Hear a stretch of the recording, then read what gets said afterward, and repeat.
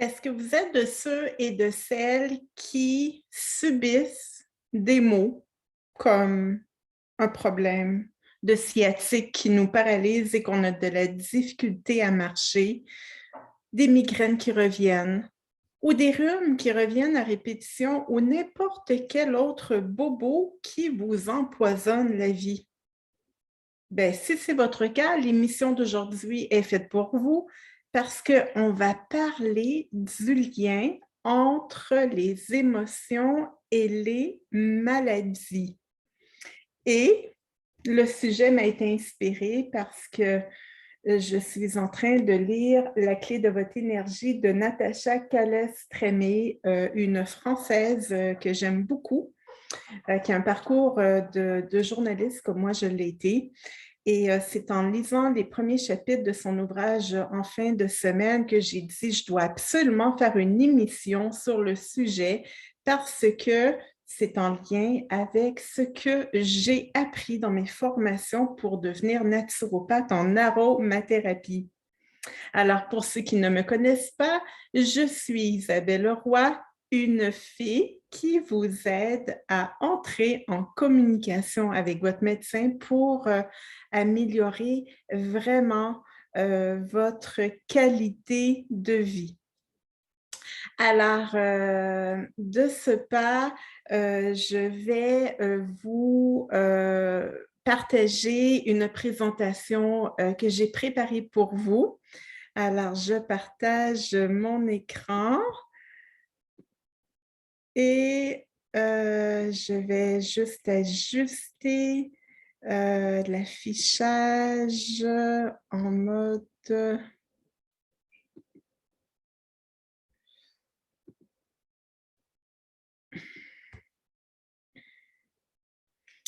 Alors, de présentation. Alors, ce que vraiment je me permets de vous dire, c'est qu'avant de lire l'ouvrage de Natacha, j'ai lu d'autres ouvrages écrits par des médecins, des psychiatres qui font vraiment le pont entre les émotions que nous vivons comme êtres humains, que nous cumulons depuis l'enfance, depuis même l'âge où on était dans le ventre de notre mère et que nous accumulons au fil des années et qu'en vieillissant, des petits bobos peuvent apparaître. Alors, est-ce que les huiles essentielles peuvent rééquilibrer vos émotions? Je vous répondrai déjà que oui. Et on va en parler de ce pas. Alors, ce que j'aime beaucoup de la naturopathie en aromathérapie, c'est que on vous amène vraiment à vous arrêter sur ce que là où la maladie vous dit, sans trop réfléchir. Quand, par exemple, vous souffrez d'un mal de dos qui paralyse vos mouvements, est-ce que vous pouvez faire un lien que le mal de dos est apparu parce que vous vous êtes disputé avec votre conjoint, que vous avez des problèmes au boulot, que vous avez vécu un deuil récemment, une perte d'emploi, un stress quelconque dans votre vie qui est venu perturber votre équilibre et que vous remarquez peut-être que ce mal-là revient de manière récurrente dans votre vie. Et là, si on se demandait aujourd'hui cette réflexion, que si votre corps pouvait peut-être attirer votre attention sur une émotion mal vécue dont vous devez prendre conscience pour pouvoir l'évacuer. Bon, peut-être pas de manière miraculeuse et ça sera sûrement dans le cas d'un mal de dos en complément de votre suivi médical et de consultation auprès d'un kiné ou d'un ostéopathe. Mais si on pouvait tous travailler en collaboration pour qu'on en vienne à la source de votre problème. Parce que si on a un mal de dos, on peut prendre un médicament antalgique, mais ça va que camoufler nos symptômes. Il ne va pas l'antalgique pouvoir venir à la source du problème. Ça serait comme si on faisait le parallèle, qu'il y a une lumière qui s'allume sur votre tableau de bord de votre véhicule et que vous ajustez seulement le tableau pour enlever l'alerte et que vous continuez à conduire. Et là, vous risquez peut-être d'avoir un accident. Euh, alors, alors que vous devriez peut-être aller chez votre garagiste pour régler la source du problème. Ben, c'est la même chose au niveau de votre santé. C'est que votre corps vous parle. Alors, en complément de votre suivi médical, ça peut être intéressant d'aller dans des approches complémentaires comme la naturopathie en aromathérapie. Et vraiment, dans le cas du mal de dos, c'est un exemple parmi d'autres. Il y a des huiles essentielles qui ont un effet antalgique que je vais pouvoir vous suggérer. Mais le but de cette émission, c'est de plutôt vous faire réaliser que ça serait bien en parallèle de pouvoir tenter de libérer l'émotion qui est associée à ce mal de dos. Et l'aromathérapie a vraiment des vertus à ce sujet. Elle est particulièrement intéressante parce que l'huile essentielle, je l'ai souvent expliqué, elle a un effet au niveau moléculaire, mais là, ce n'est pas tant l'effet au niveau moléculaire à laquelle on s'intéresse, mais c'est plutôt à l'aspect énergétique de l'huile essentielle qui a vraiment des propriétés de venir taire, pas taire, mais venir rééquilibrer certaines émotions que l'on peut vivre. Alors, ce que j'aime faire, c'est de faire sentir une fiole d'huile essentielle, pas une fiole, mais plusieurs fioles d'huile essentielle aux gens qui me consultent. Et là, en fermant les yeux, de leur faire sentir une huile essentielle qui va venir les chercher, une huile essentielle qui va venir les vraiment leur faire du bien dans le moment présent. Et des fois, ça va être très intéressant de voir que inconsciemment, ils ont choisi l'huile essentielle qui leur faisait du bien par rapport à l'émotion qu'ils ressentaient par rapport à un bobo qu'ils vivent, une maladie qu'ils vivent, sans trop réfléchir. Et qu'en s'intéressant à la caractériologie des huiles essentielles, on en reparlera dans quelques minutes. Ça les ramène, comme là, par exemple, c'est le gingembre que je viens de sentir, qui est le gingiber officinal, qui a des propriétés, notamment de tenter de taire toutes les humiliations qu'on a pu avoir ou les peurs qui nous ont été transmises depuis notre enfance. Ce n'est-tu pas merveilleux? Mais outre cela, je m'en viens vous en parler dans quelques minutes.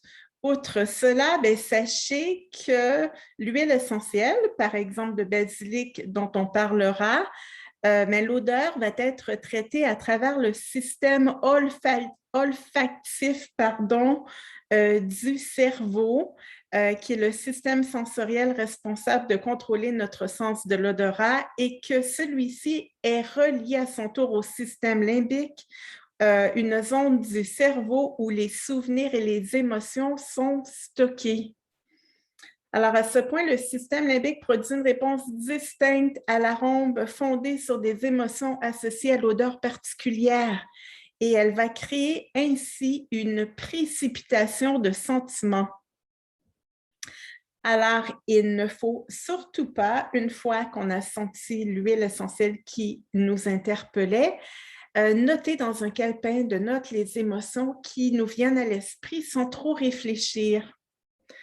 Alors, vous l'aurez compris que les huiles essentielles peuvent produire des réponses qui peuvent être utilisées pour améliorer le bien-être et gérer mieux les émotions.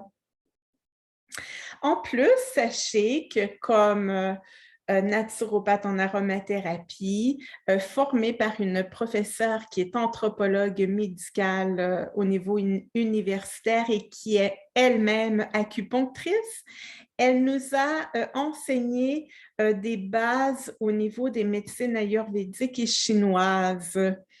Et cela m'a beaucoup fascinée de découvrir que selon ces médecines traditionnelles, qui sont même reconnues par l'OMS, que selon elle, la vie vécue normalement est un état de bonheur. Vous voyez la petite image que j'ai mise dans cette diapositive, c'est que la santé est synonyme d'énergie qui circule dans le corps et de stabiliser l'homéostasie, qui est l'état de santé optimal.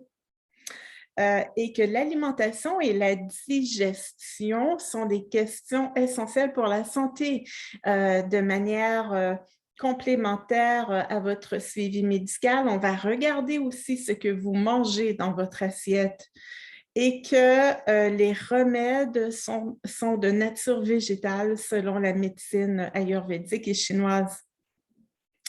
Et ce qui est très intéressant dans le cadre de rencontres que j'ai avec vous, c'est qu'on peut vous faire passer des tests par rapport au tempérament de la médecine chinoise, ayurvédique, même les tempéraments d'Hippocrate et de déterminer si vous êtes de type terre ou métal ou eau au niveau de la médecine chinoise ou personnalité plus vita, pitta pour la médecine ayurvédique, etc. Je vous ai parlé de la caractériologie des huiles essentielles tout à l'heure avec le gingembre, mais là, une fois que on a déterminé les émotions que vous vivez et qu'on a déterminé certaines huiles essentielles, ben, ça peut être intéressant de connaître un peu plus la caractériologie des huiles essentielles, notamment, j'en ai pas parlé tout à l'heure, mais on peut s'en appliquer sur certains chakras, comme le plexus solaire, par exemple, ou certains méridiens au niveau de la médecine chinoise. Et j'ai été formée pour savoir quelles sont les huiles essentielles en fonction des tempéraments dont je vous parlais tout à l'heure en médecine chinoise, entre autres. Mais pour aller plus loin, alors j'en ai déjà parlé, mais que l'huile essentielle de gingembre, qui est une huile essentielle très masculine, c'est une des huiles essentielles les plus masculines qui va guérir des blessures profondes reliées à la peur et à l'humiliation. Que celle de la sauge clarée, j'en ai déjà parlé dans une vidéo antérieure, émission antérieure, que c'est une huile essentielle pour les femmes et qu'elle va faire taire au niveau symbolique la voix critique qui s'auto-juge continuellement. On est tellement les pires juges envers soi-même. Que celle du basilic, elle va nous aider à trouver notre mission profonde. Je crois que je suis tombée dans l'huile essentielle de basilic en étant jeune. Et que celle de laurier noble, elle va donner du courage par rapport à des situations difficiles dans notre vie. Et que celle de mandarine, elle va nous aider à entrer en communication avec la partie enfantine de son soi intérieur qui a été non affligée par la tristesse et la dépression. Et l'huile essentielle de mandarine, oh, ça sent le bonheur. Alors, dites-moi, et vous, quelles sont vos émotions qui vous viennent à l'esprit après m'avoir écouté? Est-ce que vous avez envie de sentir des huiles essentielles? avec moi pour vous aider peut-être à libérer certaines émotions en complément de démarches que vous feriez dans des lectures, dans des démarches aussi de PNL, d'hypnose, en psychothérapie. On peut tous travailler ensemble. Alors là-dessus, n'hésitez pas à partager cette émission de Les Précieux Conseils d'Isabelle sur les réseaux sociaux, à vous abonner à ma chaîne YouTube et d'aller voir mon site internet au www. Les Précieux Conseils d'Isabelle. Namasté.